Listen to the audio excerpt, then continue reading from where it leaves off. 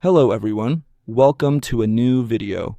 Today I'll be teaching you how to hide apps on your Galaxy A16, all versions. First, you're going to open the Settings app, okay? Scroll down to the home screen option, and here you'll scroll down to, let me look for it here. Okay, it would be this option. We'll go in here, and now you select the apps you want to hide. We click here. I'm not going to hide the Settings app because then I wouldn't be able to find it later. Click here to confirm, and now if you look for those apps you hid, they won't show up.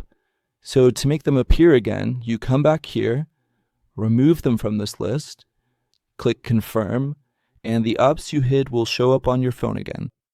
So that's it for today's video. I hope I was able to help. If I did, don't forget to hit the like button, leave your comment down below, and if possible, subscribe to the channel for more videos.